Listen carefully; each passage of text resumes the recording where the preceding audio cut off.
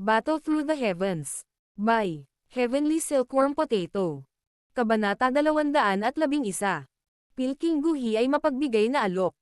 Tinitigan si Reyna Medusa na nagpakita sa langit, sina Guhi at Yanshi, ang nagsalita na may parang kulog na boses, ay tahimik na humakbang palapit sa tahimik na taong nakasuot ng itim.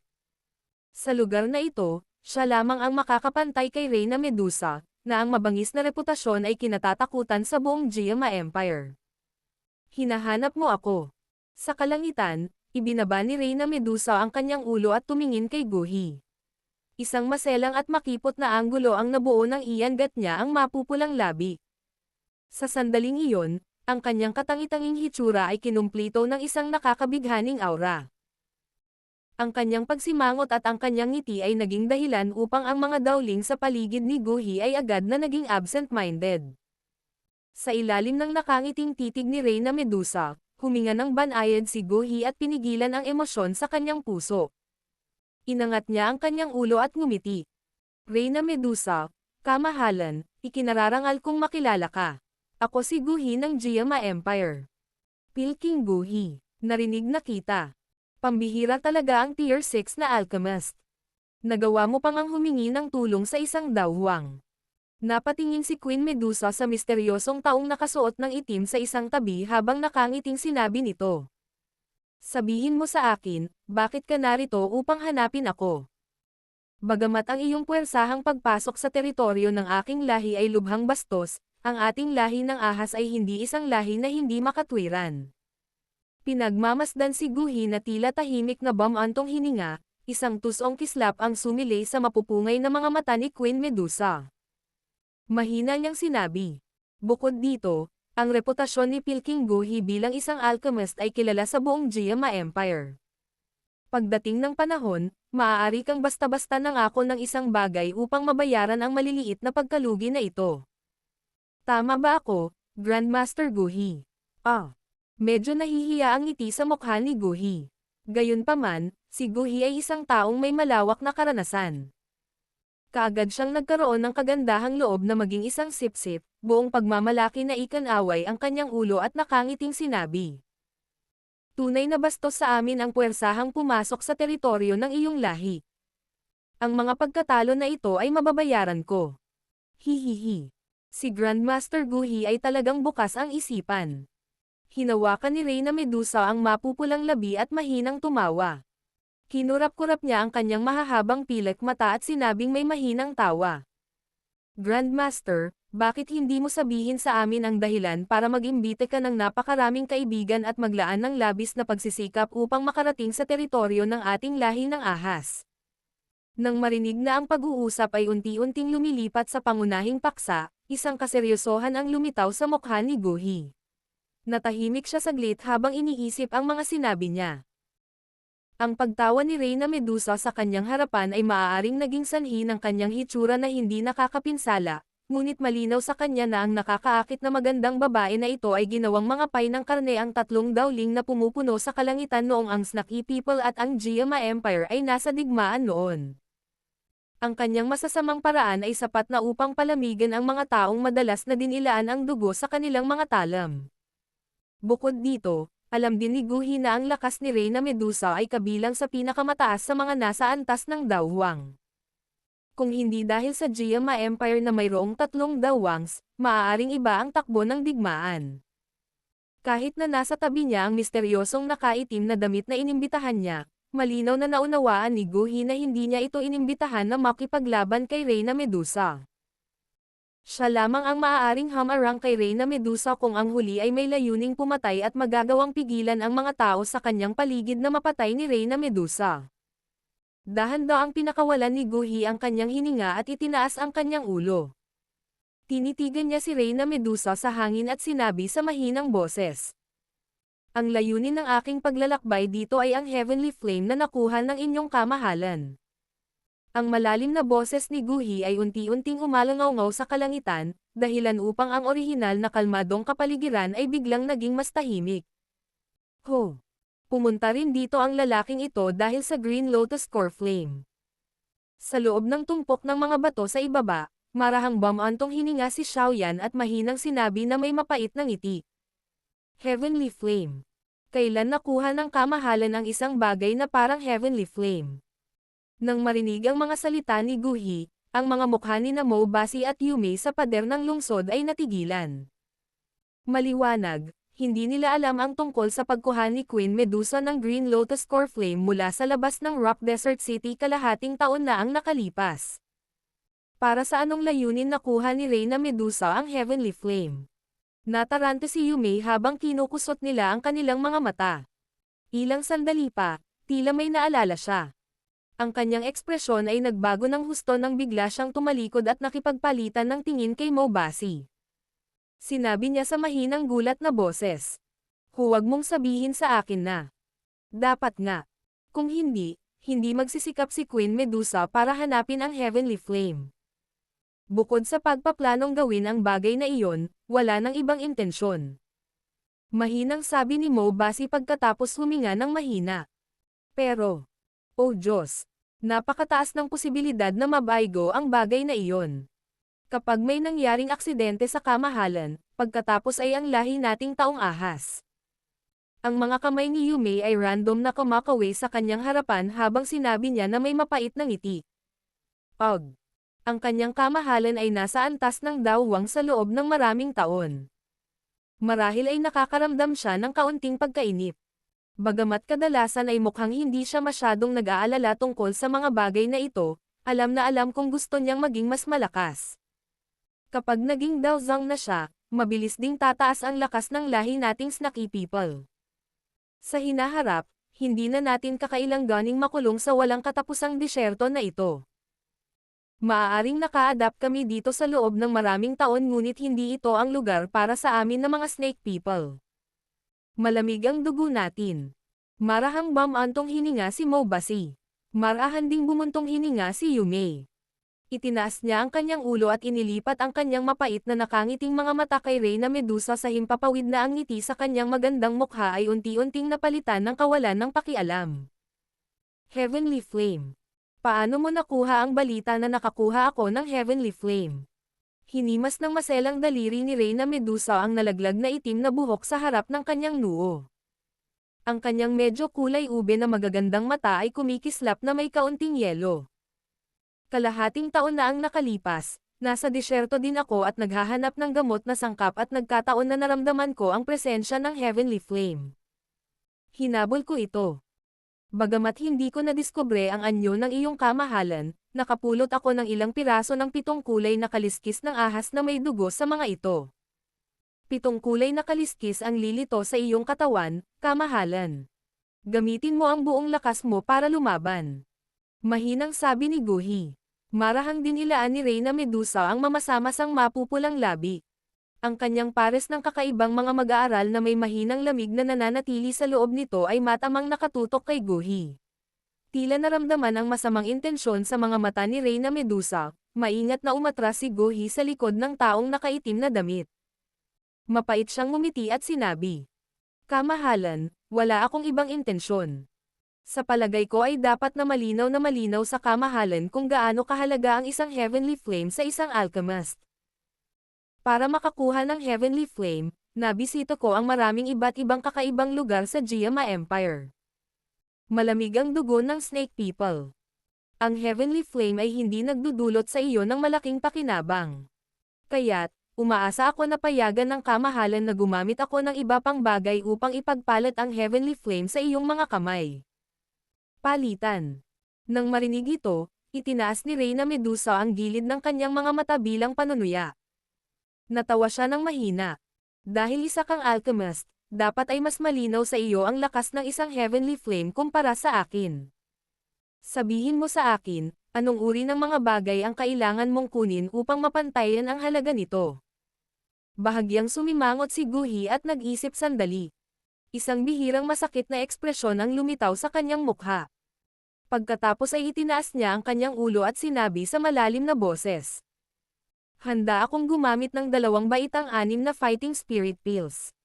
At 7 baitang Body Transformation Pill para ipagpalit sa Heavenly Flame. Ano sa tingin ng kamahalan?"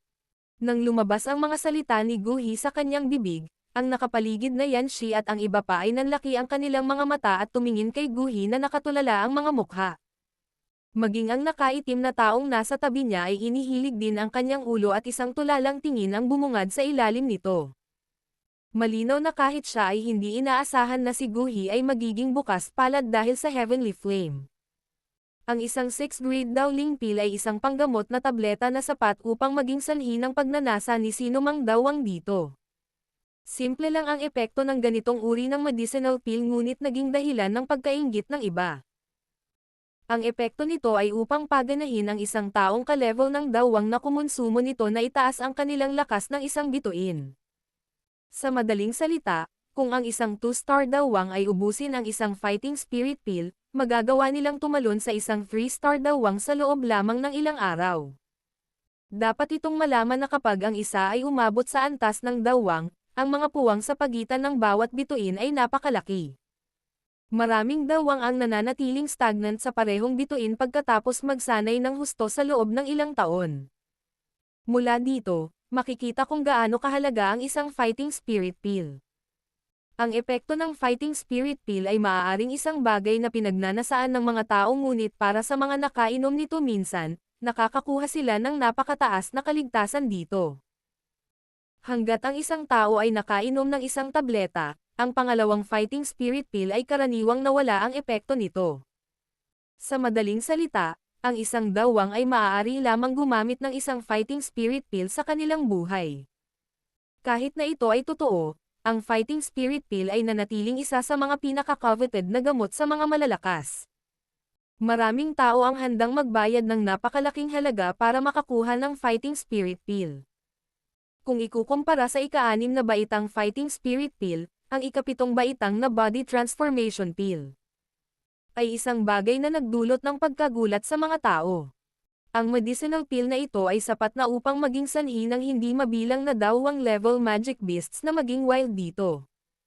Ito ay dahil hanggat mayroon sila nitong medicinal pill, magagawa nilang ganap na humiwalay sa kanilang katawan ng hayop at mula noon ay taglayin ang habang buhay ng isang magic beast at ang talento sa pagsasanay ng isang tao.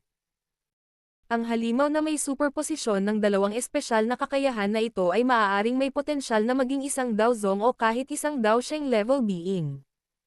Ang dalawang bagay na inilabas ni Guhi ay tila umabot sa yugto kung saan mababaliw ang ilang tao.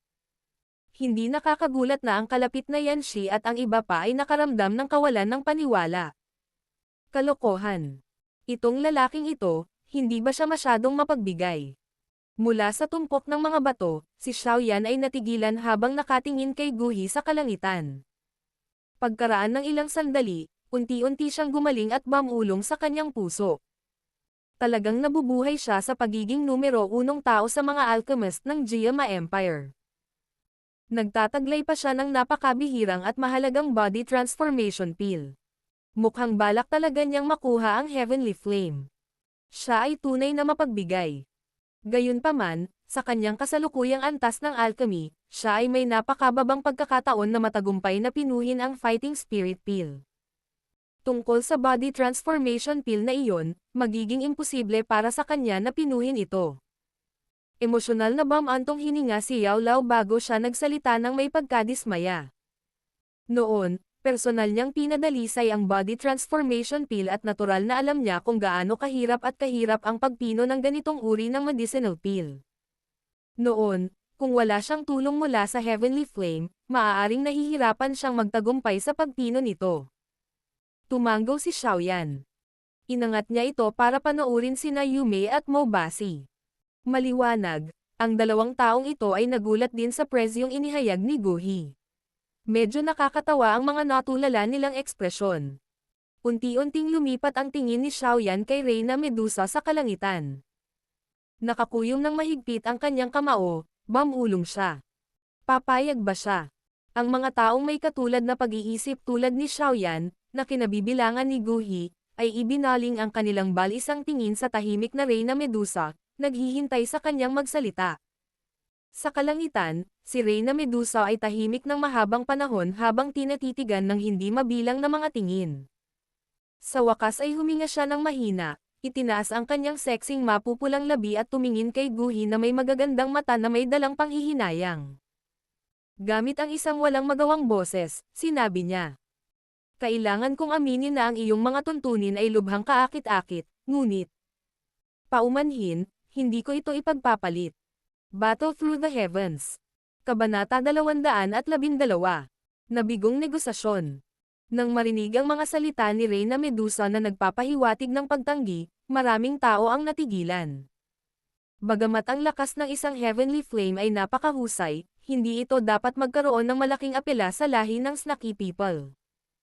Pagkatapos ng lahat, ang ganitong uri ng ligaw at lubhang mapanirang heavenly flame ay parang tubig na pinaputok para sa kanilang nagyayelong dugo. Kaya, nang marinig nila si Reyna Medusa na gumamit ng medyo nanghihinayang tono para tanggihan ang alok, si Guhi, gayon din si Yanshi, Feng Li at ang iba pang nasa tabi niya ay ganap na natulala ang mga mukha. Nasira na ba ang isip ng babaeng ito? Ano ang silbi ng pagpapanatiling isang heavenly flame na walang gaanong pakinabang sa kanya? Hindi ba mas mabuting ipagpalat ito sa isang bagay na magiging kapaki-pakinabang sa kanya at lumikha ng win-win scenario? Walang magawang umiling si Yaoshi at mahinang bamulong sa pagtataka.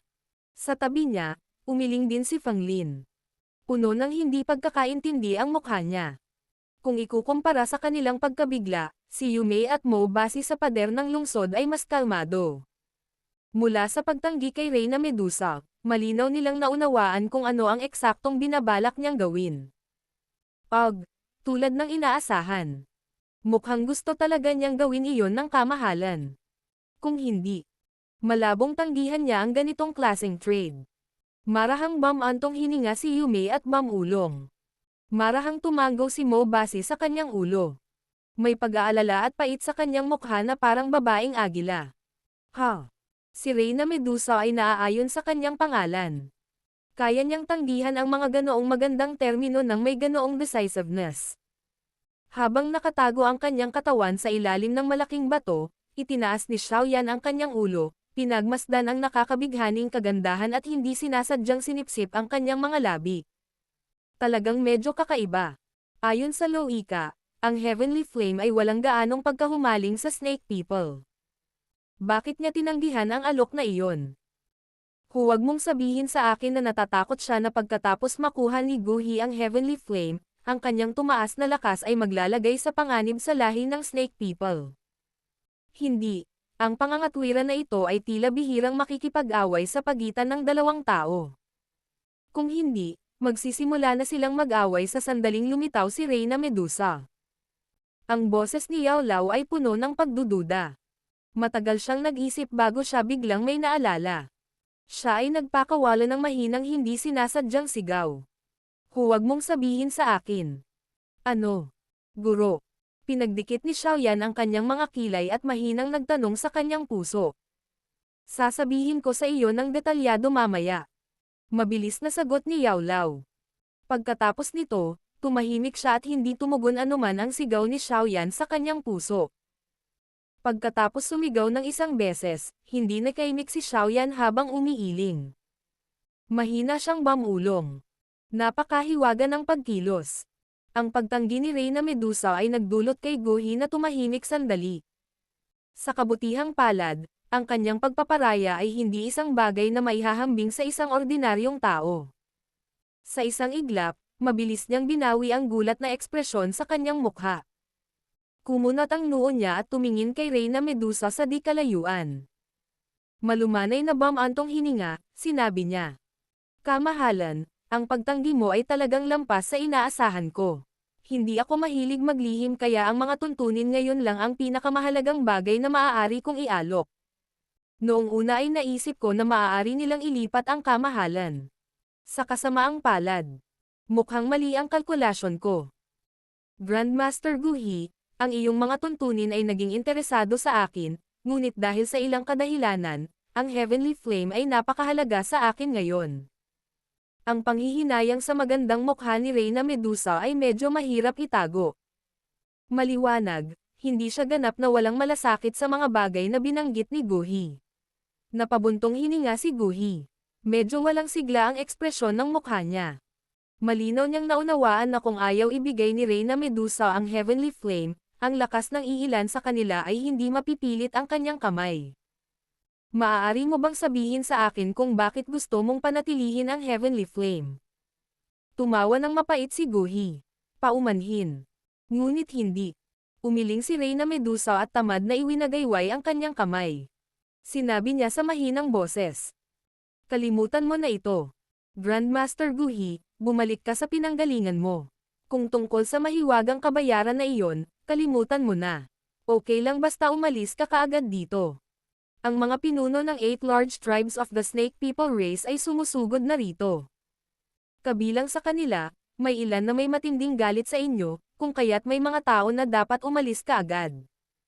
Hindi kinakailangang problema kapag lumitaw ang mga ito. Nang marinig ang mga salita ni Reyna Medusa, mapait na ngumiti si Guhi at bumantong hininga. Itinagilid niya ang ulo para harapin ang iilang kasama niya na walang magawa ang mukha. Old He, aalis na lang ba tayo ng ganyan? Sinulyapan ni Yanshi si Reyna Medusa sa malayo at nakakunot ang noo niyang sinabi. Ano ang magagawa natin kung hindi tayo aalis? Hindi naman sa hindi mo alam ang lakas ni Reyna Medusa. Sa tingin mo, posible bang pilitin natin itong kunin? Bumantong hininga si Guhi at sinabing. Sa totoo lang, natural na ayaw niyang umalis ng walang laman. Gayunpaman, masyadong malaki ang lakas ng kalaban. Bukod dito, ito ang teritoryo ng kaaway. Kung gagamit sila ng puwersa, maaaring hindi masyadong kaaya-aya ang pagtatapos. Nang marinig ang mga salita ni Guhi, bahagyang naging matamlay sina Yanshi at Feng Li. Sa kanilang lakas, natural na hindi nila kayang hamanin si Reyna Medusa. Agad na lumipat ang kanilang tingin sa nakaitim na taong nasa gilid at mahinang nagtanong. Ano ang opinyon ni sect leader yon? Nang makita ang aksyon ni Yanshi at Feng Li, ibinaling din ni Guhi ang kanyang tingin sa taong nakaitim na damit, naghihintay sa kanyang magsalita. Tahimik ang taong nakasuot ng itim. Hindi niya agad sinagot ang tanong ni Yanshi. Dahil hindi siya nagsasalita, tahimik na naghihintay ang lahat. Inilipat din ni Reyna Medusa at ng iba pang nasa tapat ang kanilang mga tingin sa taong nakaitim na damit. Ang taong nakasuot ng itim ang atensyon ng lahat. Maya-maya pa ay bahagyang gumalaw siya. Dahan-daang humakbang pasulong ang kanyang figurang tao at bahagyang nakataas ang itim na damit, na nagpapakita ng puting nyebe na manipis at magandang baba. Mabilis na napalabas ang kanyang mahinang malamig na boses. Minsan ay bigla akong nagbasa ng ilang impormasyon tungkol sa reyna ng ahas taong mula sa isang sinaunang aklat. Sinabi nito na sa sandaling maabot ng Reyna Medusa ang rurok ng isang dawwang, maaari siyang sumailalim sa kakaibang ebolusyon kung mayroon siyang sapat na swerte. Ang Reyna Medusa na sumailalim sa ebolusyon ay hindi lamang maaaring mag-transform sa isang katawan ng tao ngunit ang kanyang lakas ay mapopromote din sa isang dawzang. Gayunpaman, ang mga pagkakataon na magtagumpay ang naturang ebolusyon ay napakababa. Bukod pa rito, ang pinakamahalagang bagay na kailangan para sa ebolusyong ito ay isang heavenly flame.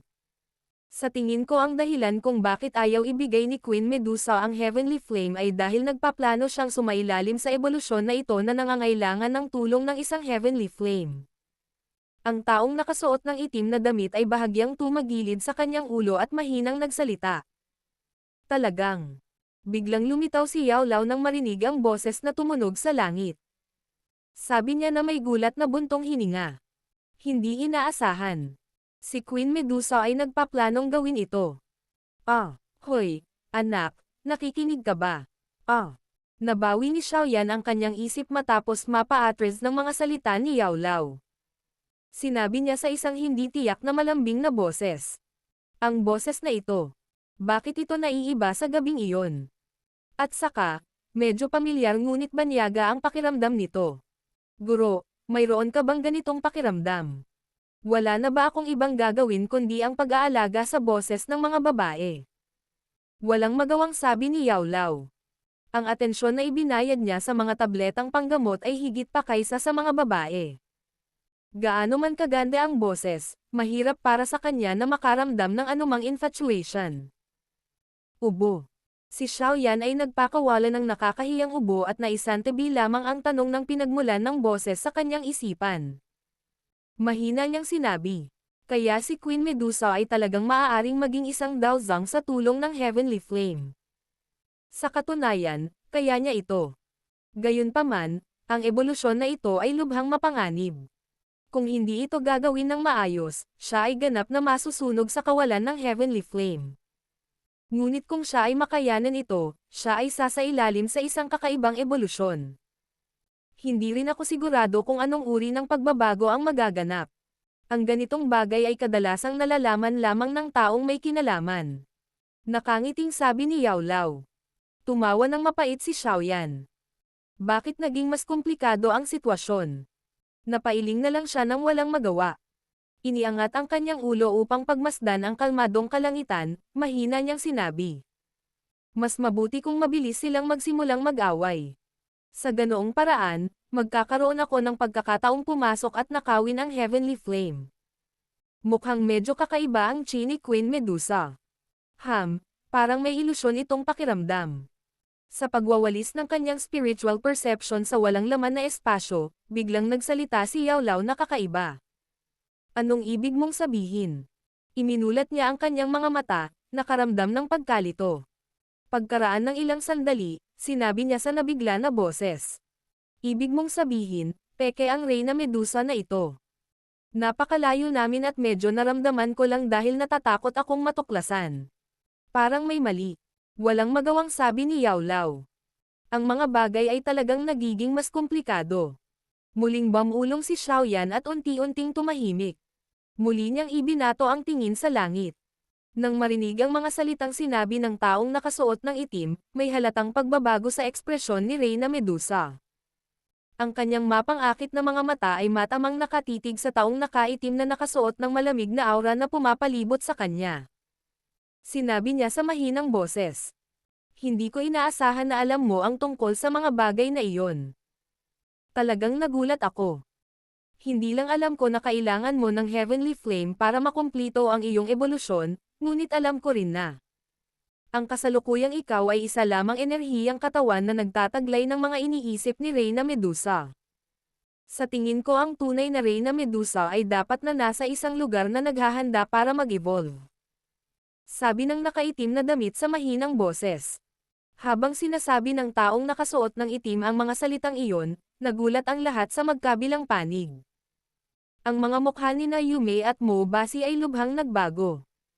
Nagkatinginan sila at nakita nila ang pag-aalala sa mga mata ng isa't isa.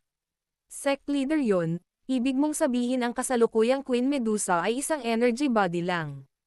Itinuro ni Yanxi si Reyna Medusa sa malayo at sinabing may natigil ang boses. Mula sa kanyang pandama, wala siyang nakitang hindi nararapat. Oo, tumango ang taong nakasuot ng itim. Itinaas niya ang kanyang mga paa at tahimik na humakbang pababa. Agad na nawala ang kanyang katawan. Sa sandaling nawala ang taong nakasuot ng itim, nagbago ang magandang mukha ni Reyna Medusa sa malayo. Aalis na sana siya nang may lumitaw na itim na figure sa kanyang likuran. Isang jade na puting kamay ang iniabot at dumapo sa likod ni Reyna Medusa sa tila mabagal ngunit mabilis na paraan. Ganyan kabastusan. Nang makita ang taong nakaitim na damit na umatake sa isang iglap, biglang nagbago ang mukha ni na Yume at Mo Basi. Ang mga pares ng mga pakpak ng enerhiya sa kanilang likod ay pumapalakpak at mabilis na hamampes patungo sa taong nakaitim na damit. Hihihi. Mas mabuting huwag kayong basta-basta makialam. Dalawang figure ang bumungad.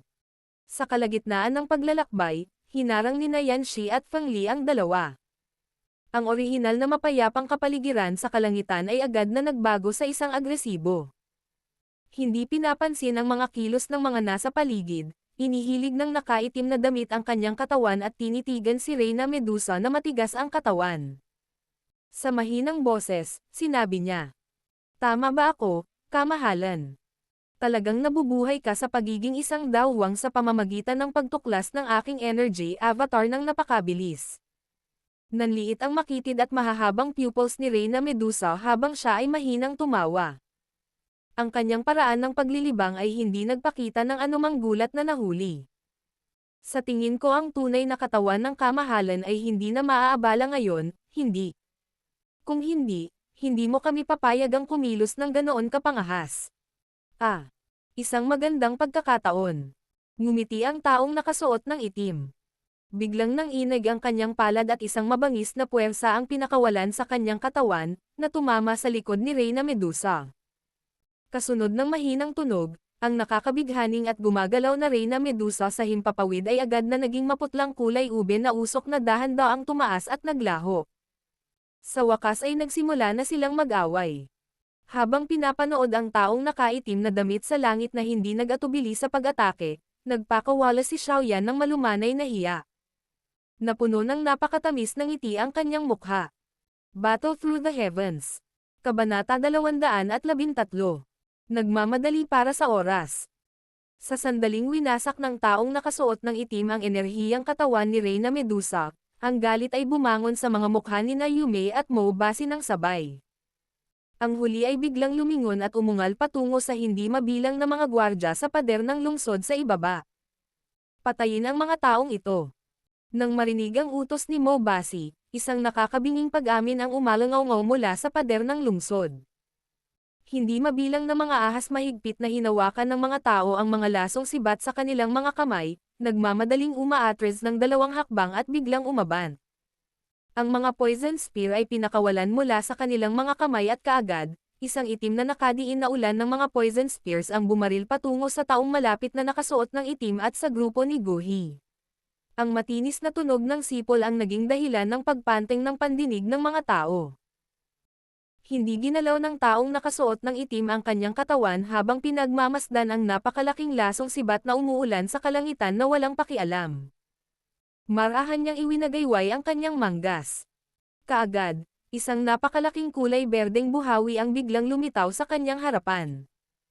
Ang berdeng buhawi ay umikot ng napakabilis at ang dilaw na buhangin sa lupa ay hinayla hanggang sa punto kung saan ito lumundag sa hangin. Pagtingin sa buhawi na lumalaki sa laki, ang taong nakasuot ng itim na tao ay random na ibinaba ang kanyang kamay na parang isang lamok. Agad namang pinakawalan ang kulay berdeng buhawi. Ang ulan ng lason na sibat na nagmumula sa lahat ng direksyon ay nawasak ng mabangis na puwersa ng pagsipsip mula sa buhawi. Ang paminsan-minsang lason na sibat na dumaan sa buhawi ay nahihirapang magdulot ng anumang banta sa grupo ni Guhi sa likod ng buhawi. Ang pares ng mga mata sa ilalim ng itim na damit ay nakatitig sa walang tigil na alon ng lasong sibat na ulan na pinaputukan, na nagpapahintulot sa buhawi na harangin sila. Inikat niya ang kanyang katawan, hinarap niya ang grupo ni Guhi at mahinang sinabi. Sumakay ka, malamang na nasa krusyal na sandali si Queen Medusa. Sa oras na ito, napakahina niya. Kung gusto mong makuha ang Heavenly Flame, ito lang ang pagkakataon mo. Nang marinig ito, pinagdikit ni Guhi ang kanyang mga kilay.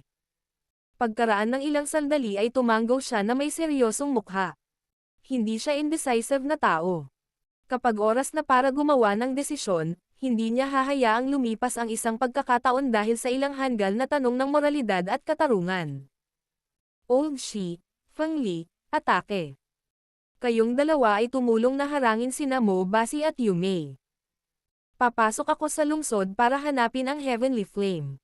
Biglang kumaway ang kamay ni Guhi habang sinasabi niya sa seryosong boses.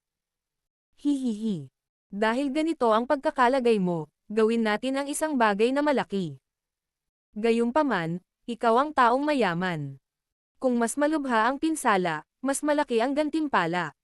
Ibinuka ni Yanxi ang kanyang bibig at tumawa ng malakas. Nang marinig ito, naramdaman ni Guhi na hindi siya makatawa o umiyak habang umiiling siya. Bahagyang nanginig ang kanyang katawan at lumitaw ang isang napakalaking pares ng mga pakpak ng Daochi. Ang kanyang mga paa ay humakbang sa hangin at ang kanyang katawan ay mabilis na humahantong sa daan patungo sa loob ng lungsod. Pigilan mo siya. Nang makita ang aksyon ni Guhi, mabilis na sumugod sina Yume at Mo Basi mula sa tuktok ng pader ng lungsod. Ang kanilang mga mukha ay puno ng isang madilim at malamig na ekspresyon habang hinaharangan nila siya. Hahaha. Kami ang kalaban mo. Isang mabangis na puwersa ng pagsabog ang marahas na nabasag patungo kina Yume at Mo Basi. Mabilis na naiwasan ni Yume at Mo Basi ang pag-atake mula sa puwersa. Yan Shi at Fang Li pagkatapos ay mabilis na lumitaw sa harap ni Yume at Mo Basi, ngumiti sila habang hinaharangan sila. Mga bantay ng Medusa, pigilan mo siya. Nang makita na si Guhi ay direktang umaakyat sa lungsod, nanlamig ang mukha ni Yume. Ibinaling niya ang kanyang ulo at sa malamig na boses ay sumigaw siya ng utos sa mga gwardya sa pader ng lungsod. Oo, ang maayos na malamig na boses ay tumugon sa isang sigaw. Kaagad, mahigit 10 kumikinang na figure ang gumamit ng taas ng pader ng lungsod upang mabilis na mahulog sa lugar upang harangan si Guhi sa paraang parang kidlat. Patayin siya. Ang 10 dagdag na taong ahas na nakasuot ng kakaibang paraan ay matamang tumitig kay Guhi na may madilim at nagyayelong mga tingin na parang makamandag na ahas. Kasunod ng kanilang malamig na sigaw, ang 10 dagdag na tao ay mabilis na gumalaw ng kanilang mga katawan ng sabay-sabay. Ang mabangis na puwersa na kanilang inilabas ay lumipad sa himpapawid at nagsimulang magsanib. Kasunod ng kakaibang pagsasanib ng mga puwersa, dumami ang enerhiyang nilalaman nito. Ni Guhi ang 10 dagdag na pag-atake ng Snake People nang walang pakialam. Sa isang magaspang na sulyap lamang, malinaw niyang natukoy ang kanilang mga kalakasan. 2 dawling at mahigit 10 dadawshi. Ang pagkakaiba ng antas ay masyadong mataas at hindi maaaring balewalain sa kabila ng kanilang kakaibang kakayahan na hinahayaan silang pagsamahin ang kanilang lakas sa pag-atake. Binuksan ang isang palad habang isinasara ang isa, tinawag ni Guhi ang isang maputlang asol na apoy na agad na tumakip sa kanyang katawan. Ang pares ng mga pakpak sa kanyang likod ay pumutok at ang kanyang mga kamay ay nakabuo ng selyo sa paraang parang kidlat. Mahina siyang sumigaw. Monstrous Blue Flame. Nang bumagsak ang kanyang sigaw, biglang lumitaw ang maputlang asol na apoy sa harap ng katawan ni Guhi. Sa oras na iwinagayway niya ang kanyang kamay, marahas itong bumaril patungo sa 10 kasama ang mga Snake People mula sa lahat ng direksyon. Ang pinagsamang puwersa mula sa 10 plus Snake People ay naging kawalan sa ilalim ng maputlang asol na apoy. Ikinapak ni Guhi ang kanyang pares ng mga pakpak at dumaan siya sa depensa ng 10 plus Snake People sa nakakatakot na bilis. Iniabot niya ang kanyang mga kamay at palihim na nagpaputok ng isang nakatagong puwersa. Kaagad, mahigit 10 Snake People ang nagsuka ng dugo at umatras. Ginamit ni Guhi ang pinakamabilis na bilis para talunin ang mga taong humaharang sa daan. Papasok na sana siya sa lungsod nang biglang bumaril ng marahas mula sa ibaba niya ang isang mabangis na puwersa na naging dahilan ng bahagyang pagbabago ng kanyang ekspresyon. Kaagad niyang ikinapak ang kanyang mga pakpak at nagmamadaling umatras, tipid na umiwas sa isang sibat ng ahas na binaril sa kanya. Commander ng Medusa Snake Guards, Hua Shi-er. Isang babaeng may maganda at magandang katawan ang bumungad sa langit at malamig na sumigaw. Dawang. Marami talagang malalakas na tao mula sa lahi ng Snake People. Nang makita ang babaeng lumitaw sa kanyang harapan, halos naramdaman ni Guhi ang kanyang lakas at agad na bumantong hininga nang walang magawa sa kanyang puso. Ang babaeng nasa harapan niya ay mukhang walang balak makipag-chat kay Guhi. Hawak niya ng isang kamay ang isang matulis na sibat ng ahas habang iniindayog ang buntot ng ahas sa ere. Pagkatapos nito, nagdala siya ng walang kapantay na mabangis na puwersa habang sinisingil niya si Guhi, na nagbabalak na pumatay. Gayunpaman, nang si Guhi ay naghahanda na igalaw ang kanyang katawan at lumaban, ang taong nakasuot ng itim ay biglang sumilay sa kanyang harapan. Mahina niyang sinabi, "Ibigay mo siya sa akin. Pumunta at hanapin ang Heavenly Flame. Wala na tayong maraming oras." Kapag matagumpay na nag-evolve si Queen Medusa, sa tingin ko sa puntong iyon ang tanging pagpipilian natin ay tumakbo sa abot ng ating makakaya. Oo, mabilis na tumango si Guhi habang nakatingin sa taong nakaitim na damit na lumitaw sa kanyang harapan. Pagkatapos ng kanyang babala, pumasok siya sa lungsod sa paraang parang kidlat sa ilalim ng galit na tingin ni Hua Shi-er. Nang magulo ang pader ng lungsod, walang nakapansin sa isang figure na tahimik na pumapasok mula sa labas ng pader ng lungsod. Matapos maalis ang ilang mga taong ahas na paminsan-minsan ay nakakasalubong niya sa daan, binuksan niya ang kanyang hakbang at sumugod sa napakalaking lungsod na ito. Bahagyang nanginig ang kanyang likod at pinalawak ang purple cloud wings. Mabilis na lumipad si Xiaoyan sa mababang altitude habang nag-aalalang nagtanong sa kanyang puso. Guro, kumusta? Naramdaman mo na ba ang posisyon ng Heavenly Flame? Tuso talaga si Queen Medusa. Hindi ko alam kung ano ang ginawa niya pero hinati niya ang presensya ng Heavenly Flame sa 4 na bahagi. Ang mga lokasyon ng 4 na presensya ay nakalagay sa 4 na sulok ng lungsod. Kung hahanapin natin sila isa-isa, baka magsayang tayo ng maraming oras. Nakangiting sabi ni Yao Lao. Tusong babae. Anong gagawin natin ngayon? Nang marinig ito, pinagdikit ni Xiaoyan ang kanyang mga kilay at mapait na ngumiti habang nagtatanong. Hihihi. Relax. Bagamat napakatalino ng pamamaraan niya, anuman ang sabihin mo, matagal na akong nakikipag-ugnayan sa isang Heavenly Flame. Naiiba ko pa rin ang maliit na pagkakaiba sa pagitan nila. Ang nakangisi na boses ni Yao Lao ay may bahagyang pagmamalaki. Saang paraan? Nakahinga ng maluwag ang puso ni Xiaoyan habang nagmamadaling nagtanong. Silangan. Mabilis na sumagot si Yao Lao. Hahaha. Ang guhi na iyon ay patungo sa maling direksyon. Nang marinig ang sagot ni Yao Las, agad na binawi ni Xiaoyan ang kanyang mga labi at tumawa. Siya ay malinaw na natutuwa sa iba pang kasawian. Ito ay dahil nakita niya si Guhi na lumipad patungo sa direksyon sa hilaga ngayon lang. Ang mga paa ni Xiaoyan ay mabilis na humakbang palabas ng rooftop upang maiwasan ang ilang mga sibat ng ahas na ibinato patungo sa kanya sa isang maliksi na paraan. Ibinaba niya ang kanyang ulo upang silipin ang magulong lungsod sa ibaba, ibinaba ang kanyang purple cloud wings at lumipad patungo sa silangang bahagi ng lungsod. Matapos ang maingat na paglipad ng mahigit 10 minuto, isang napakalaking dambana ang unti-unting lumitaw sa kanyang paningin.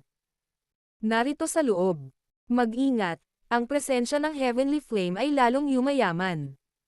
Nang lumitaw ang dambana, ang babala ni Yao Lao ay tumunog sa kanyang puso.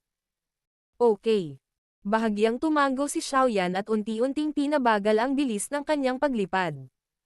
Pagkatapos nito ay pumasok siya sa isang madilim na rehiyon, bahagyang pinaikit ang kanyang mga mata habang pinagmamasdan ang mahigpit na depensa sa labas ng dambana. Huwag ka nang mag-aksaya ng oras. Bilisan mo. Kung talagang matagumpay na mag-evolve si Reyna Medusa, hindi ko na siya kakayanin. Sa oras na iyon, maaari ka lamang tumakas para sa iyong buhay. Seryosong sabi ni Yao Lao. Sige. Mabilis na tumango si Xiaoyan at tahimik na lumipat patungo sa dambana. Hiniram ang tulong ni Yao Lao upang itago ang kanyang presensya, nadulas siya sa isang koridor na parang usok, pagkatapos ay buong lakas na tumakbo patungo sa direksyon na itinuro ni Yao Lao. Sa sobrang lakas ng spiritual perception ni Yao Lao, naiiwasan ni Xiaoyan ang mga patrol sa bawat oras na makasalubong niya sila. Matapos ang ganitong uri ng nakababahala at mapanganib na pagtakbo ay tumagal ng humigit kumulang 10 minuto, biglang naging bukas at malinaw ang paningin ni Xiaoyan. Isang maliit na transparent na lawa ang lumitaw sa kanyang mga mata. Sa gitna ng lawa ay may isang maliit na isla. Ang mga alon ng tubig sa paligid ay kumikinang nang walang anumang palatandaan ng tulay patungo sa isla. Nakatayo sa gilid ng lawa, sumulyap si Xiaoyan sa transparent na tubig ng lawa kung saan makikita ang ilalim. Dinilaan niya ang kanyang mga labi at ang pares ng mga pakpak sa kanyang likod ay pumutok. Gayunpaman, nang pumasok siya ng halos 1 metro sa ibabaw ng lawa, isang kakaibang enerhiya ang biglang nagtulak sa kanya na mahulog patungo sa tubig ng lawa. Nang hahawakan na ng kanyang katawan ang tubig ng lawa, biglang nanikip ang puso ni Xiaoyan. Isang hindi mapakali na pakiramdam ang mabilis na sumilay sa kanya. Kinuha niya ang isang jade ruler mula sa storage ring sa pamamagitan ng instinct at itinapon ito pababa. Pagkatapos ang dulo ng kanyang mga paa ay bahagyang idiniin sa ibabaw nito, hiniram ang lumulutang na lakas na ito upang sundan ang ibabaw ng lawa at magmadaling bumalik sa gilid ng lawa. Mapanganib na nakatayo si Xiaoyan sa gilid ng lawa, tumalikod at pinagmasdan ang jade ruler na agad na naagnas sa kawalan. Hindi niya napigil ang malunok ang kanyang laway. Mag-ingat. May pagbabawal ng enerhiya sa kalawakan sa itaas ng lawa. Anumang lumilipad na bagay ay puwersahang itutulak sa lawa. Malinaw na mayroong napakalakas na lason sa lawa. kung ikaw ay makikipag-ugnayan dito. Kahit isang dawang ay magkakaroon ng kaunting problema. Ang boses ni Yao Lao ay tumunog sa kanyang puso. Kalokohan. Mahinang nagmura si Xiaoyan at naiinip na hinigpitan ang kanyang kamao. Pagkaraan ng ilang sandali, nagpakawala siya ng malalim na hininga at nagtanong na may mapait na ngiti. Ano ang gagawin natin ngayon? Wala tayong choice kundi gamitin ang pinakakatangahang paraan. Katulad ng huling pagpasok mo sa Magma Lake, gagamitin ko ang Heavenly Flame para takpan ka. Mabilis kang lilipat para magmadali sa isla. Kung hindi, baka maaagnas ka hanggang wala kang naiwan. Napaisip si Yao Lao bago walang magawa. Bilisan mo. Ang oras ay mahalaga. Excited na pinunasan ni Xiaoyan ang kanyang mga kamay at nagpaalala. Magiliw na kinilala ni Yao Lao. Isang makapal na puting kulay na apoy ang unti-unting lumitaw sa katawan ni Xiaoyan at binalot siya. Ilang sandali pa, tuluyan na nitong tinakpan ang katawan ni Xiaoyan. Kalokohan, tera na. Nakatayo sa gilid ng lawa, tiningnan ni Xiaoyan ang transparent na tubig ng lawa, itinikom ang kanyang mga ngipin at ipinikit ang kanyang mga mata. Gamit ang isang splashing sound, tumalon siya dito. Battle Through the Heavens. Kabanata 214. Nakitang muli ang Green Lotus Core Flame. Ang katawan ni Xiaoyan ay parang isda habang ito ay tumagos sa tubig at pumasok sa transparent na lawa. Napasulyap ang kanyang mga mata sa makapal na puting apoy sa ibabaw ng kanyang katawan at hindi napigil ang lunukan ang kanyang laway. Sa sandaling iyon, sa ilalim ng kakaibang temperatura ng bone-chilling flame, ang tubig sa paligid ay nagsisimula ng bumagsak na parang kumukulo. Habang patuloy itong naglalabas ng kulay puti na mga bula ng tubig, unti-unting lumitaw ang mga sinulid ng dark purple na likido na mahirap makita ng mga mata. Gayunpaman, nang ang mga ugat na ito ng dark purple na likido ay nadikit sa makapal na puting apoy, sila ay na-freeze ng bone-chilling flame, sa napakaliit na mga thread ng yelo na unti-unting lumubog sa ilalim ng lawa. Tinitigan ni Xiaoyan ang maliliit na kulay lila na mga hibla ng yelo na patuloy na nabubuo sa kanyang katawan, naramdaman ni Xiaoyan na namamanhid ang balat sa kanyang ulo. Hindi niya inasahan na ang lawa na ito na tila napakalmado ay magkakaroon talaga ng napakaraming nakatagong nakamamatay na lason na likido. Itigil ang pag-aaksaya ng oras. Ang mga poison liquid na ito ay napakalakas. Bagamat ang pagkakaroon ng proteksyon ng Heavenly Flame ay maaaring pigilan ang mga ito sa pagpasok sa iyong katawan, ito ay masyadong nakakaubos ng aking spiritual strength. Habang si Xiaoyan ay napabuntong hininga sa pagkagulat, ang seryosong boses ni Yao Lao ay tumunog sa kanyang puso. Okay. Mabilis na tumanggo si Xiaoyan. Ipinitik niya ang kanyang mga binti at ang kanyang ulo ay lumabas mula sa tubig. Pinagmamasdan ang maliit na isla sa gitna ng lawa, nagpakawala si Xiaoyan ng mahinang hininga at ginamit ang kanyang mga kamay para magtampisaw ng mabilis. Nag-iwan ng tubig ripple ang kanyang katawan habang unti-unting lumalapit sa isla. Tahimik lang ang paglalakbay hanggang sa makarating na sila sa maliit na isla. Nang malapit ng bumantong hininga si Xiaoyan, biglang tumalsik ang mga patak ng tubig sa kalangitan mula sa kalmadong lake na nasa harapan niya. Ang biglaang pangyayari ay naging sanhi ng biglang pagtibok ng puso ni Xiaoyan. Inangat niya ang kanyang ulo at tinitigan ng mabuti kung saan marahas na nagkalat ang mga patak ng tubig at nanliit ang kanyang mga mata sa ilang sandali. Ang mga patak ng tubig ay lumipad at nagwisik pababa. Sa isang pagkakataon, isang malaking ahas na ang katawan ay natatakpan ng madilim na berdeng kaliskis at nagtataglay ng hugis at sulok na ulo ang biglang sumugod mula sa ilalim ng lawa. Pagkatapos nito, pinalawak nito ang malaki, mabangis na bibig at marahas na kinagat si Xiaoyan. Ang mga mata nitong hugis rhombus ay puno ng ligaw na kasamaan. Kalokohan. Hindi ba masyadong abnormal ang maliit na lawa na ito? Ang mabangis na pag-atake ng malaking ahas ay naging sanhi ng galit na pag-alitan ni Xiaoyan. Ang kanyang palad ay marahas na nakahampas sa ibabaw ng tubig. Agad na tumalsik ang tubig sa lahat ng direksyon. Nang hihiram ng puwersa mula dito, ang katawan ni Xiaoyan ay tuluyang umalis sa tubig, bahagyang nakahilig pababa habang nahuhulog at paralel sa ibabaw ng lawa na halos dumampi ang kanyang ilong sa tubig. Gayunpaman, Ang dulo ng mga paa ni Xiaoyan ay marahan ngunit mabilis na dumikit sa isang kumpol ng mga alon ng tubig. Kaagad, may bang na tunog at ang kanyang katawan ay parang bola ng kanyan, na sumusulong habang nananatiling malapit sa ibabaw ng tubig. Bang! Bang! Bang! Ang katawan ni Xiaoyan ay mabilis na sumugod patungo sa maliit na isla na parang ipoipo. Sa likod niya, may ilang malalakas na tunog ng sumasabog na alon. Ang mga ito ay sanhi ng mga pag-atake ng malaking ahas na nakaligtaan sa kanya. Si Xiaoyan ay hindi masyadong nag-aalala tungkol sa hindi regular na puwersa ng hangin na nasa likuran niya. Ginamit niya ang lakas mula sa mga pag-ataking ito upang paulit-ulit na makaiwas sa ilan sa mga susunod na pag-atake ng malaking ahas. Sa wakas, nang siya ay nasa 10 metro mula sa maliit na isla, ang sulok ng kanyang mga mata ay sumulyap sa kanyang likuran at napagtanto na ang malaking ahas ay ibinubuka muli ang kanyang malaking mabangis na bibig habang ito ay lumusot sa tubig at hinabol siya. Malamig na tumawa si Xiaoyan. Ang kanyang daliri ay tumapik sa imbakan ng singsing at isang piraso ng kahoy na tabla ay nahulog sa ibabaw ng tubig. Sa sandaling ito ay malapit ng kaagnasan ng lason na likido sa tubig ng lawa. Ang dulo ng mga paa ni Xiaoyan ay marahan na dumikit dito. Bahagyang lumubog ang kanyang katawan at muling bumaril pasulong.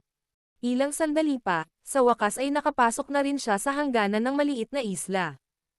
Binaligtad ni Xiaoyan ang kanyang katawan sa hangin, ang kanyang mga binti ay nakasquat pababa at ang kanyang palad ay dahan-daang idiniin sa lupa, gumawa ng isang matatag na landing.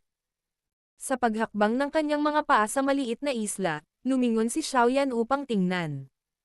Napagtanto niya na nang ang malaking mabangis na ahas ay pumasok sa lugar sa loob ng 10 metro mula sa maliit na isla, nagsimula itong matakot at hindi ng ahas na umaban.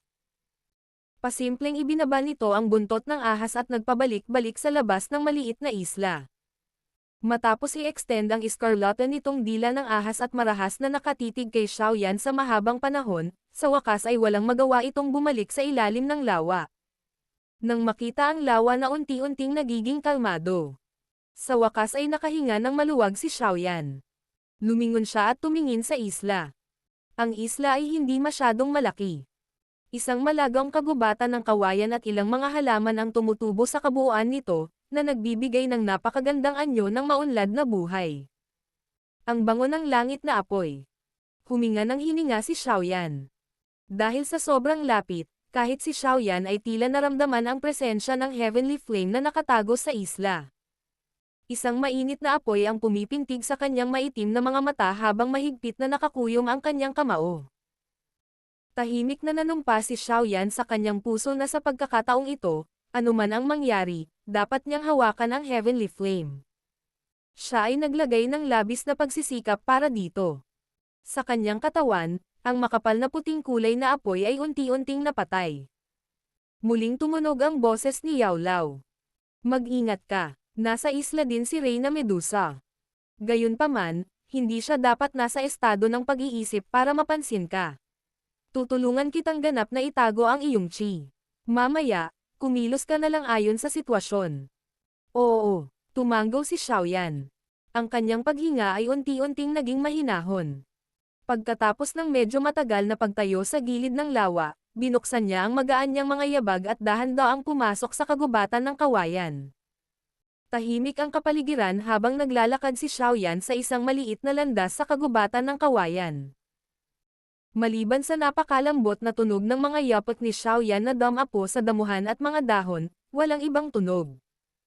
Sa ngayon, hindi ibinuka ni Yao Lao ang kanyang bibig upang manguna ngunit nagawa pa rin ni Xiaoyan na gamitin ang kakaibang heavenly flame chi na mahinang lumilipat sa hangin upang mahanap ang tamang landas. Sa normal na bilis ng mga yapot, dumaan si Xiaoyan sa dulo ng ilang maliliit na landas. Ang kanyang paningin ay unti-unting nagiging bukas at malinaw. Sa sandaling dumaan siya sa isang maliit na daanan, ang katawan ni Xiaoyan ay biglang yumuko at mabilis na nagtago sa loob ng ilang mga palumpong. Ang kanyang paningin ay dumaan sa takip ng mga dahon at mata ang bukas na lugar sa gitna ng maliit na isla. Ang lugar na ito ay isang bilog na bukas na lugar. Ang lahat ng mga kawayan at mga palumpong sa paligid nito ay ganap na inalis habang ang napakaliit na makinis na mga bato ay nakakalat sa loob nito. Ang mga pebbles na ito ay nalulumbay upang bumuo ng isang maliit na lawa na may malinaw na kristal na likidong tubig. Ang ibabaw ng likidong tubig ay natatakpan ng puting fog. Kahit sa malayo, naramdaman pa rin ni Xiaoyan ang sobrang lamig na temperaturang taglay nito. Icy Spirit Cold Fountain. Ang mga mata ni Xiaoyan ay matamang tumitig sa kristal na likido. Maya-maya pa, nakalanghap siya ng malalim na malamig na hangin. Noon, naghirap siya para ipagpalit ang isang maliit na bote nitong Icy Spirit Cold Fountain mula kay Gutay. Ngunit dito, isang maliit na lawa ang napuno nito, Napakalaki ng kayamanan na ito. Medyo nakakatakot. Ang pagkabigla sa puso ni Xiaoyan ay unti-unting huminahon. Unti-unting inilipat ni Xiaoyan ang kanyang tingin at sa wakas ay huminto sa isang lotus seed na inukit gamit ang kakaibang kristal na matatagpuan sa gitna ng pond. Sa sandaling ito, isang kumpol ng berdeng kulay na apoy ang dahan-dahang umaakyat sa lotus seed. Habang pinagmamasdan niya ang kumpol ng kulay berdeng apoy, biglang nanliit ang mga mata ni Xiaoyan sa laki ng butas ng butas. Isang galit na pagnanasa ang biglang nabasag mula sa puso ni Xiaoyan at hayagang bumungad sa kanyang maislan at gwapong mukha. Ang kumpol ng berdeng apoy na ito ay may espiritualidad. Habang namimilipit ito, paminsan-minsan ay nagsasama-sama ito sa hugis ng isang lotus o sa isang maliit na makitid na kulay berdeng apoy na ahas na lumulutang at umiikot sa loob ng lotus seed. Ang masunurin nitong paraan ay sobrang cute. Tinitigan ni Xiaoyan ang berdeng apoy na paulit-ulit na nagbabago ng hugis sa hindi kumukurap na mga mata. Patuloy na kumikibot ang sulok ng kanyang bibig habang nagtago si Xiaoyan sa loob ng kagubatan. Sa kanyang pananabik, itinulak ng mga kamay ni Xiaoyan ang kanilang mga sarili sa lupa. Nahanap na kita sa wakas. Pinagdikit ni Xiaoyan ang kanyang mga labi habang matamang nakatitig sa kumpol ng kulay berdeng apoy. Hindi pa niya nakita ang Green Lotus Core Flame, ngunit nagsanay siya sa Green Lotus. Sa gayon ay bahagyang naramdaman niya ang isang pamilyar na pakiramdam mula sa kumpol ng berdeng kulay na apoy na kapareho ng sa Green Lotus. Matapos gumugol ng ilang taon ng pagsusumikap, ito ang unang pagkakataon na nakakita si Xiaoyan ng isang heavenly flame sa ganoong kalapit. Siyempre, hindi kasama dito ang heavenly flame ni Yao Lao. Gayunpaman, imposible para sa bone-chilling flame na kinokontrol ng espiritu ni Yao Lao na pahintulutan si Xiaoyan na maramdaman ang takot at pagiging wild ng isang heavenly flame. Ang kristal na lotus platform ay maliwanag na hindi isang ordinaryong bagay. Sa bawat oras na ang kulay berdeng apoy ay malapit ng lumangoy palabas sa hangganan ng upuan ng lotus, isang bilog na maputlang kulay puti na ningning ang biglang lilito. Pagkatapos nito, ay katapult nito ang heavenly flame pabalik. Detalyadong iniskan ng tingin ni Xiaoyan ang pond at napagtanto na sa tuwing pagkatapos ng heavenly flame at ang glow ay dumating, ang Icy Spirit Cold Fountain sa pond ay bababa ng kaunting halaga na hindi matukoy. Maliwanag, hiniram ng Crystal Lotus Seed ang lakas ng Icy Spirit Cold Fountain para matrap ang berdeng kulay na apoy sa loob nito. Matapos walisin ang kanyang tingin sa maliit na lawa, tumingin si Xiaoyan sa kaliwa. Nakatatak sa kanyang mga mata ang isang mukha na maganda hanggang sa punto ng nakakamangha. Ang orihinal na mahinang hininga ni Xiaoyan ay muling pinigilan ng hindi niya namamalayan. Sa pagharap sa napakalakas na taong ka-level ng Dao Huang, naramdaman ni Xiaoyan na parang isang malaking bato ang idiniin sa kanyang puso at inaapi siya. Walang kahit kaunting pagkakaiba sa pagitan ng kasalukuyang Reyna Medusa at ng katawan ng enerhiya na dating lumitaw sa labas ng lungsod. Isang maluho at mamahaling kulay purple na napakarilag na gown ang ibinalot sa kanyang matikas at magandang katawan. Ang kanyang malaki at mainit na katanji tanging figure ay naglabas ng isang kaakit-akit na tukso. Siya ay may isang pares ng mahaba at makitid na maputlang purple pupils. Nang gumagala ang kanyang nakakaakit na tingin, kumalat ito ng isang adik na tila sinisipsip ng halos lahat ng mata ng lalaki sa kanya. Sa ilalim ng napakarilag na gown na kulay lila, isang kulay lila na buntot ng ahas ang ipinakita. Tamad itong umindayog, nagpakawala ng ligaw at kakaibang kagandahan. Ang mga magagandang mata ng kasalukuyang Reyna Medusa ay matamang nakatitig sa kulay berdeng apoy sa gitna ng lawa. Sa ilalim ng refleksyon ng liwanag, isang apoy ang kumikislap din sa maputlang lilang mga mata. Matapos ang tahimik na pagtitig sa kulay berdeng apoy na ito sa mahabang panahon, biglang nagpakawala ng mahinang buntong hininga si Reyna Medusa. Itinaas niya ang ulo niya at tumingin sa langit. Agad niyang ibinaba ang buntot ng kanyang ahas at dahan-daang tumayo ang kanyang mainit na magandang katawan. Panahon na. Pagkatapos ng mahinang pagungol, isang pambihirang pag-aalinlangan ang bumungad sa nakakabighaning mukha ni Reyna Medusa. Ilang sandali pa, ang pag-aalinlangan ay nauwi sa determinasyon. Lumabas ang dalawang Snow White na palso mula sa ilalim ng kulay purple na gown at dahan-daang nabuo ang mga maselang kamay niya ng ilang seal sa harap ng kanyang katawan. Kasunod ng pagbabago sa seal na nabuo ng kamay ni Reyna Medusa, ang kristal na lotus seat ay biglang nanginig ng husto. Unti-unting nawala ang mga magagaan na kurtina sa itaas nito. Pagkaraang mawala ang mga magagaan na kurtina, ang kulay berdeng apoy na nawala sa pagkakapidyo nito ay biglang kumawala at lumaki kasabay ng hangin. Sa isang kisap mata, ito ay napalitan ng agos ng matinding apoy. Sa ilalim ng kumpol ng matinding apoy na ito, nagsimulang mag-evaporate ang icy spirit cold fountain sa bilis na nakikita ng mata. Hindi pinansin ang kawayan sa kanyang paligid na inihaw hanggang sa mabilis na nalalanta. Marahang kinagat ni Reyna Medusa ang kanyang labi gamit ang kanyang mga ngipin. Dahan-dahan niyang tinanggal ang mga butones ng gown niya. Agad, tumambad sa loob ng kagubatan ng kawayan ang isang perpektong katawan ng babae na tila obra maestra ng kalangitan. Battle Through the Heavens. Kabanata 215. Pagsisimula ng ebolusyon. Sa loob ng sariwang berdeng kawayan na kagubatan, isang jade white, perfect, voluptuous, all-around lovely body ay naglalabas ng tukso na maaaring magpatuyo ng bibig ng iba. Ang magandang hitsura ay hindi sinasadyang nagpalabas ng isang pangkukulam na parang isang kaakit-akit na demonyo.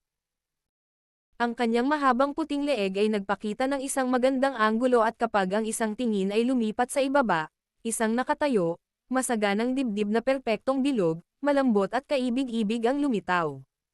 Marahil ay dahil sa mataas na temperatura ngunit isang patak ng kristal na patak ng tubig ang lumitaw sa kanyang leeg at nagsimulang gamulong pababa. Marteng iginuhit nito ang buong bilog niyang dibdib at sa wakas ay nakabuo ng medyo malaswang anggulo habang tumutulo ito pababa. Ang kanyang makitid na baywang ay tinahi upang maging masyadong maliit para sa isang buong yakap. Gayunpaman, ang isang nababaluktot na pakiramdam ay lumabas sa maliit na sukat nito. Ang patag at maislan na ibabang bahagi ng tiyan ay walang kahit katiting na labis na laman. Sa isang sulyap lamang, naging sanhi ito ng mga tao na magkaroon ng udyok ng pag-abot ng kanilang mga kamay upang gumala sa paligid nito. Sa ilalim ng makitid na baywang, may kulay purple na buntot ng ahas na puno ng ligaw. Bahagyang umindayog ang buntot ng ahas, walang alinlangan na naglantad ng kakaibang kagandahan. Sa loob ng maliit na kagubatan ng kawayan, ang magandang katawan na ito na pinaglawayan ng maraming lalaki ay nalantad sa hubad na paraan, na nagpapahintulot sa isang tao na magpista dito. Sa gitna ng mga palumpong, tinitigan ni Xiaoyan ang hubad, magandang katawan na kinababaliwan ng maraming lalaki. Sa isang iglap, nang hindi siya nag-iingat, isang kasuklam-suklam na apoy ang biglang sumibol mula sa kanyang ibabang tiyan, na naging maliwanag ang kanyang mukha. Ilang sandali pa bago niya ikinuyom ang kanyang kamao, inikat ang kanyang dauchi at pinigilan ang kasuklam-suklam na apoy sa loob ng kanyang katawan. Ang babaeng ito. Hindi ba siya masyadong nakakatakot? Muling itinaas ni Xiaoyan ang kanyang ulo. Gayunpaman, naglakasloob lamang siyang tumitig sa umaalingaw-ngaw at nag-aapoy na heavenly flame at walang lakas ng loob na sumulyap sa nakakabighaning magandang katawan na puno ng tukso. Natatakot siya na kung hindi siya mag-iingat ay baka ilantad niya ang kanyang sarili. Si Queen Medusa ay may likas na kakayahan sa pangkulam. Ang ganitong uri ng kakayahang mangkulam ay maaaring ituring na ang pinakamakapangyarihang aphrodisiac para sa mga lalaki. Siyempre, sa kanyang kasalukuyang lakas, ang kakayahang mangkulam na iyon ay umabot na sa yugto kung saan ganap na niyang makokontrol ito. Ngunit kapag siya ay nakahubad, ang ganoong uri ng pangkukulam ay ilalabas din. Mag-ingat ka boy. May lust. Nagsalita si Yao Lao nang may malalim na kahulugan sa kanyang mga salita. Ah! Nang marinig ang bigla ang sinabi ni Yao Lao, napangiti na lamang si Xiaoyan at tumango sa kanyang ulo sa kahihiyan. Guro, kailan tayo gagawa ng aksyon? Ang nakapalibot na temperatura ay nagdulot kay Xiaoyan na panasan ang kanyang pawis habang nagtatanong siya sa kanyang puso. Maghintay ng kaunti. Bagamat itinoon niya ang lahat ng kanyang atensyon sa Heavenly Flame ngayon, kapag natuklasan niya ang iyong presensya, tiyak na tatapusin niya muna ang isang maliit na hipon na tulad mo. Maaaring makatulong ako sa iyo na tumakas ngunit ang Heavenly Flame. Pagkatapos ay maghihintay tayo ng kaunti pa. Nang marinig ito, ibinuka ni Xiaoyan ang kanyang bibig at itinikom ang kanyang bibig bago siya muling tumahimik. Ang kanyang tingin ay ganap na nakatuon sa bakanteng espasyo sa di kalayuan. Hinayaan ang kulay purple na gown na dumausdad sa lupa, dahan-daang humakbang pasulong si Reyna Medusa. Malabo ang kanyang magagandang mata habang nakatitig sa kumpol ng kulay berdeng apoy. Kinagat niya ang kanyang mapupulang labi, bamulong siya. Kung susundin ko ang normal na hakbang-hakbang na paraan upang magsanay, hindi ko alam kung kailan ko mahawakan ang pinto patungo sa isang Daozang. Ito ang tanging daan para mabilis akong ma-promote sa Daozang Realm. Ang kanyang macelan at makikitid na mga kamay ay marahang dumampi sa kanyang mga balikat. Bahagyang binaluktot niya ang kanyang baywang patungo sa Heavenly Flame sa himpapawid. Pagkatapos ay dahan-dahan niyang itinaas ang kanyang ulo at pinagmasdan ang matinding ripples na nagaganap sa pader ng lungsod. Isang malamig na kislap ang sumilay sa maganda niyang mga mata. Hinawi ng kanyang macelan na mga daliri ang itim na buhok sa kanyang noo at mahinang sinabi. Kung matagumpay akong mag-evolve, lahat ng tao na naririto ngayon ay mananatili sa disyerto magpakailanman. Matapos sabihin ang mga nagyayelong salitang ito, random na hinayla pababa ni Reyna Medusa ang laso na pumipigil sa kanyang itim na buhok. Agad na bumagsak ang kanyang itim at banayad na buhok pababa at natipon sa kanyang willow waist. Marahan niyang inangat ang kanyang ulo at ang buhok ay walang pag-iingat. Ang random na pagkilos na ito ay nagpapataas ng kaakit-akit na kagandahan ng Reyna Medusa. Pinagsalikop ni Reyna Medusa ang kanyang mga kamay at ipinikit ang kanyang magagandang mata. Ang kanyang mga kamay ay paulit-ulit na nagbabago sa pagitan ng kakaibang mga selyo. Kasunod ng pagbabago sa mga sil, ang mga alon ng enerhiya sa kagubatan ng kawayan ay biglang naging mas matindi. Nagtago sa loob ng mga palumpong, nakilala ni Xiaoyan ang pagbabagong ito at agad na nabigla. Bahagyang yumoko ang kanyang katawan, naghahanda sa iba't ibang uri ng biglaang sitwasyon na maaaring mangyari anumang oras. Ano ang sinusubukan niyang gawin? Ang mga alon sa loob ng kagubatan ng kawayan ay lalong tumindi. Sa wakas, nakabuo talaga ito ng malaking energy vortex sa espasyo sa itaas ng kalangitan. Nang makita ang pagbabagong ito, sinabi ni Xiaoyan na may pagkamangha sa kanyang puso. Ito. Hindi ako masyadong sigurado. Ang ebolusyon ni Queen Medusa ay napakahiwaga. Narinig ko lang ang tungkol dito. Hindi ko pa ito nakita. Ngunit tila ang landas para sa ebolusyon ay hindi masyadong tumpak. Sa madaling salita, kahit na magtagumpay siya, kung ano ang magiging evolve niya. Walang makakaalam. Ang bagay na ito, mukhang random. Mapait na tumawa si Yao Lao. Ngunit may isang bagay na sigurado ako. Siguradong may kaugnayan ito sa mga ahas. Nang marinig ang medyo magulo na paliwanag ni Yao Lao, umiling ang walang imak na si Xiaoyan. Matapos isuko ang kanyang intensyon na magtanong ng detalyado, tinoon niya ang pansin kay Reyna Medusa na natatakpan ng mayamang liwanag. Ang glow ay patuloy na lumawak at nagkontrata.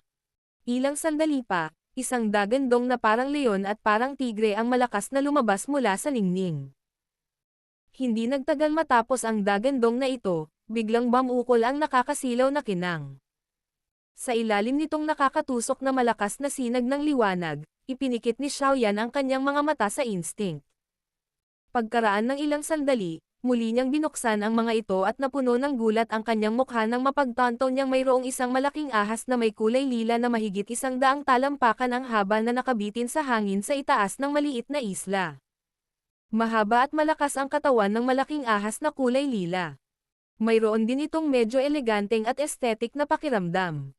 Ang maputlang kulay ube ng mga mag-aaral ay iba sa mabisyo ng malaking ahas na nakilala ni Xiaoyan sa lawa. Sa halip, nagbigay ito ng pakiramdam ng katahimikan at kawalang interes. Ang malaking ahas na kulay lila ay dahan-daang pinaikot ang katawan sa himpapawid. Bahagyang lumingon ang napakalaking ulo nito patungo sa magulong pader ng lungsod. Sa sandaling ito, isang malamig na kislap ang sumilay sa mapupula nitong kulay ube na mga mata. Sa gilid ng pader ng lungsod, ang taong nakasuot ng itim na damit ay sinuspinde sa himpapawid. Walang pakialam niyang sinulyapan ang huashier sa tapat niya, na nasa kakilakilabot na kalagayan. Maya-maya pa, parang may naramdaman siya at biglang lumingon. Matiim na tumitig ang kanyang tingin sa kabilang sulok ng lungsod kung saan ang kalangitan ay napupuno ng isang lilang liwanag. Nanliit ang mga mata sa ilalim ng itim na roba habang siya ay mahinang mamulong. Magsisimula na ba ang ebolusyon? Kayong mga sampay na tao. Kapag nagtagumpay ang kamahalan sa pag-evolve, walang sino man sa inyo ang makakatakas. Malamig na sabi ni Huashier habang pinupunasan ang bakas ng dugo sa gilid ng kanyang bibig. Kung mabibigo ang ebolusyon, wala na tayong kailangang gawin. Natural na mawawala siya sa mundong ito. Ang banta mula kay Huashier ay hindi naging dahilan upang makaramdam ng anumang galit ang taong nakasuot ng itim. Lumilitaw na siya ay natural na ipinanganak na may tulad na walang malasakit na karakter. Bihira ang anumang bagay na maaaring humantong sa kanya upang magpakita ng anumang gulat. Ang ganitong uri ng tao ay parang puting ulap sa langit. Bagamat siya ay tila tamad at walang malasakit, mayroon siyang kalmado at malayong paningin na maaaring mga siwa sa lahat. At alam na alam mo na ang ganitong uri ng ebolusyon ay walang mga panuntunan o pamamaraan. Kahit na sa wakas ay magtagumpay siya. Walang nakakaalam kung anong uri ng anyo siya mag-evolve. Mahinang sabi ng nakaitim na damit. Tiyak na magtatagumpay ang kamahalan. Nagbago ang ekspresyon ng mukha ni Huashier habang galit na umiiyak na may matigas na panlabas, ngunit nakatago sa likod ng pader na iyon ang nag-aalalang puso. Ang kanyang mga paa ay humakbang sa pader ng lungsod at ang kanyang daochi ay umaagos ng ligaw habang siya ay umaagos patungo sa taong nakaitim na damit. Sa totoo lang, interesado din akong makita ang mga huling resulta ng ebolusyon ni Queen Medusa. Walang pakialam na tinitigan ng taong nakasuot ng itim si Huashier na galit na naniningil. Ngumiti siya ng malumanay, umiling at winagaywe ang kanyang mga kamay. Mahigit 10 malalaking kulay berdeng wind blades na mahigit 100 talampakan ang haba ang tumutok sa lumulutang na Huashier at tinaga ito. Ito ang orihinal na katawan ni Reyna Medusa. Hindi napigilan ni Xiaoyan ang isang hindi sinasadyang pag-iyak habang nakatingin sa napakalaking purple na ahas sa kalangitan ng may pagkamangha. Magkaiba ang lahi ng Snaky people at mga tao. Hindi nagtagal pagkatapos silang ipanganak, isang lihim na pamamaraan ang ginamit upang maipasok ang espiritu ng hugis ahas na magic beast sa kanilang katawan. Habang sila ay tumatanda at lumalakas ang kanilang lakas, ang ganitong uri ng espiritu mula sa isang hugis ahas na magic beast ay unti-unting sumanib sa kanila at kalaunan ay magiging isang nilalang. Pagkatapos magsanib sa isang malakas na espiritu, sila ay magiging isang malakas na espiritu, kapag sila ay sa isang orihinal na anyo na tulad nito, kapag nangyari iyon, ang kanilang lakas ay tumaas ng husto. Paliwanag ni Yao Lao sa puso ni Xiaoyan. Oh! Tumanggo si Xiaoyan bago ito itinaas. Hinaplos ng kamay nito ang kanyang baba at mamulong. Siya. Ano ang balak niyang gawin? Hindi niya lulunok ang heavenly flame, hindi ba? Kung ito ay lamunin niya. Ano ang gagawin ko? Ito. Nang marinig ang tanong ni Xiaoyan, medyo matamlay si Yao Lao. Kaagad, walang magawa niyang sinabi. Hindi rin ako masyadong sigurado. Sa totoo lang, hindi ko akalain na matagumpay siyang mag-evolve. Ang mapanirang kapangyarihan ng Heavenly Flame ay hindi isang bagay na maaaring pagbibiruan. Bagamat siya ay isang dawang, magiging napakahirap pa rin para sa kanya na labanan ang kapangyarihan ng Heavenly Flame. Isang mahinang buntong hininga ang pinakawalan ni Xiaoyan. Mapait siyang ngumiti at sinabing, hintayin na lang natin. Kung tatakbo tayo ngayon, baka masunog tayo ng ligaw na Green Lotus Core Flame sa kawalan. Okay, maging mas maingat. Kung may nangyaring problema, maghandang tumakas anumang oras. Parehong ang Heavenly Flame at Queen Medusa ay lubhang mapanganib na nilalang. Paalala ni Yao Lao. Tumanggaw si Xiaoyan na may mapait na ngiti at mas napataas niya ang pagiging alerto niya gaya ng sinabi. Ang kanyang tingin ay matamang tumitig sa napakalaking purple na ahas sa kalangitan ng hindi kumukurap. Ang napakalaking katawan ay nagtagal sa himpapawid. Isang mayamang kulay lila na ningning ang lumabas mula sa lilang katawan nito at sa wakas ay sumakop sa buong dambana sa loob nito. Nagse-set up siya ng isang energy enchantment. Sa tingin ko ay natatakot siyang maabala ni Guhi at ng iba pa. Mukhang ang ganitong uri ng ebolusyon ay dapat magkaroon ng isang tahimik na kapaligiran. Medyo hindi siya pinalad na nagkataon na makilala ang grupo ng mga tao ngayon. Natatawang sabi ni Yao Lao. Oo. Pero kung hindi sila tumulong sa pag-uudyok ng gulo, hindi tayo magkakaroon ng pagkakataong makapasok. Ngumiti si Xiaoyan at tumanggo. Nanatiling nakatuon ang kanyang tingin sa nangyayari sa himpapawid. Ilang sandali pa, biglang tumigas ang ekspresyon niya habang seryosong sinabi. Magsisimula na siya. Sa pagbagsak ng mga salita ni Xiaoyan, ang napakalaking purple na ahas ay umikot ng ilang beses sa kalangitan bago ito biglang nagpakawalan ng malinaw na mahinang sigaw. Pagkatapos nito, sumunog ito patungo sa kumpol ng sumisikat na kulay berdeng apoy ng walang pag-aalinlangan. Ang baliw na babaeng ito. Talagang naglakas loob siyang harapin ang Heavenly Flame. Nang makita ang pagkilos ng lilang ahas, nakahinga si Xiaoyan ng malamig na hininga at ang kanyang katawan ay nagmamadaling umatras. Sa ilalim ng nakatutok na tingin ni Xiaoyan, ang napakalaking purple na ahas ay agad na pumailanglang pababa at nang walang pag-aalinlangan, sumunog sa kulay berdeng apoy. Sa sandaling pumasok ang purple snake sa Heavenly Flame, nagpakawala si Reyna Medusa ng malalakas na hiyaw na magpapamanhid sa balat ng ulo ng mga tao.